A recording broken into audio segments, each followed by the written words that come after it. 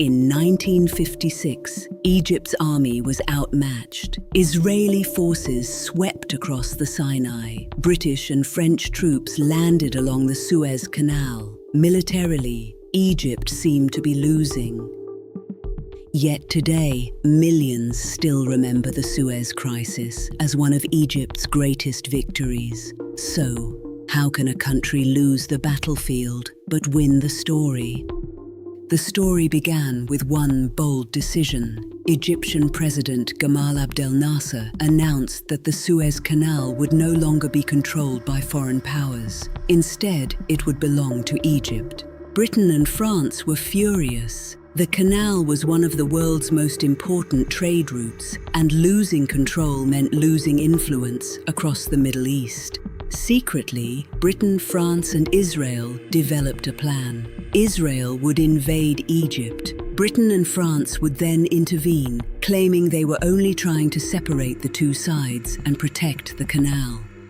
The invasion moved quickly. Israeli forces advanced across the Sinai Desert. British and French aircraft struck Egyptian airfields. Within days, Egypt's military position had become extremely difficult.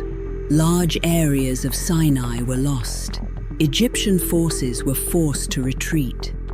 Looking only at the battlefield, the operation appeared to be a clear military success for the invading forces. If the story had ended there, history might have remembered the Suez Crisis very differently. But then, something unexpected happened. The battle was no longer decided by tanks or aircraft. Instead, it was decided by politics. The United States opposed the invasion. The Soviet Union also demanded an end to the fighting. Under enormous international pressure, Britain and France were forced to withdraw. Israel eventually left the Sinai as well. The Suez Canal remained under Egyptian control. Nasser had survived. That's why historians still debate the Suez Crisis today. Militarily, Egypt suffered serious setbacks. Politically, however, the outcome was very different. Britain and France lost international prestige. Their influence in the Middle East declined.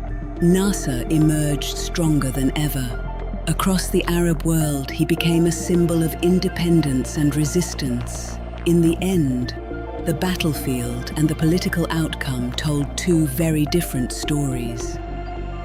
Perhaps the Suez Crisis teaches us something bigger than who won or lost.